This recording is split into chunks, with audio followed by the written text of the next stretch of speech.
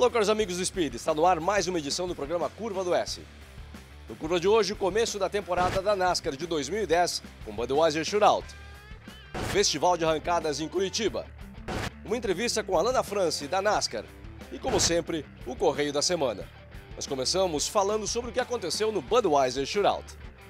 Depois de 75 voltas, Kevin Harvick foi o vencedor, Kasey Kahne na segunda posição, Jamie McMurray terminou em terceiro, Kyle Busch o quarto colocado e Denny Hamlin o quinto colocado no Budweiser Shootout. Uma prova bastante movimentada, Sérgio. Bastante movimentada, essa é a palavra certa. Apesar, por exemplo, de nas primeiras 25 voltas do Kyle Edwards ter liderado as voltas inteiras, várias vezes Tony Stewart ameaçou, chegou a andar na frente, apenas não cruzou a linha de chegada na frente. Alguns pilotos vieram de trás, como Jeff Gordon, que eu me lembro agora, veio de trás. E muitas ultrapassagens, a gente viu o bump draft, o totalzinho de um carro no outro. Ou seja, foi uma prova que me dá a esperança de termos umas excelentes 500 milhas de Daytona. Sem dúvida nenhuma, se o que vimos nessas 75 voltas se transferem para o próximo fim de semana, as 500 milhas vão ser um grande espetáculo. E agora, falando um pouco de pilotos que mudaram de equipes ou de equipamento, por exemplo, Kasey Kahne, o ano passado corria um equipamento Dodge, agora corre um equipamento Ford, a equipe dele trocou de Dodge para Ford e os Fords em geral mostrando força nessa prova. Primeiro, essa novidade da equipe do Kasey Kahne, aliás, só resta uma equipe agora com equipamentos Dodge, a equipe de Roger Penske, mas os Fords mostrando força. Greg Biffle estava lá no final, acabou envolvido no último acidente na prova, mas estava ali. O Jamie McMurray terminou entre os 5 primeiros, muito forte. Kyle Edwards mostrou muita força liderando. E falando em pilotos que vieram de trás, Matt Kenseth, em determinado momento, apareceu ali também com equipamento Ford. Eu espero que isso aconteça, porque quanto mais disputa tivermos entre os 4 fabricantes, mesmo a Dodge tendo apenas 3 carros, melhor para a categoria.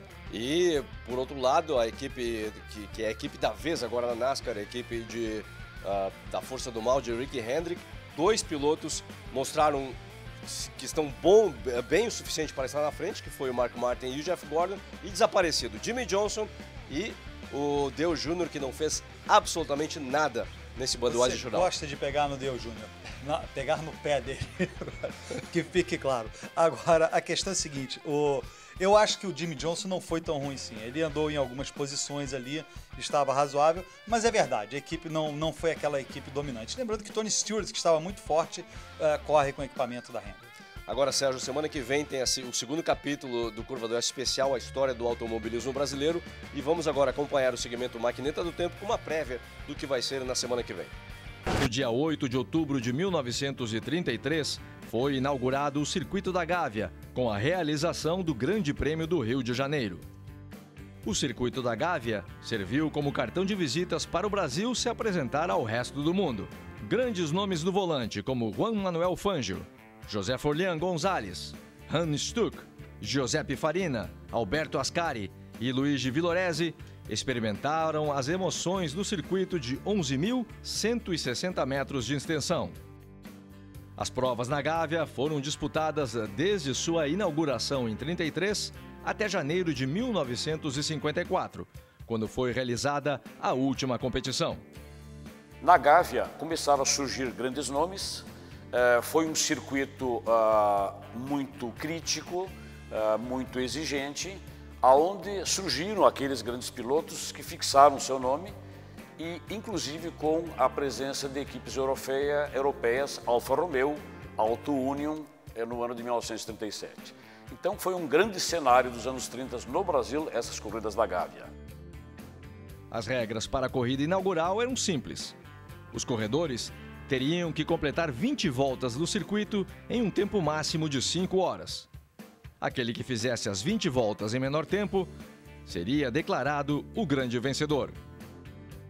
17 pilotos se apresentaram para a prova inaugural. Depois de 20 voltas, Manuel de Tefé, ou Barão de Tefé como era conhecido, foi declarado o vencedor do Circuito da Gávea, com um tempo de 3 horas, 31 minutos e 3 segundos. Logo após o intervalo, o Festival de Arrancadas em Curitiba.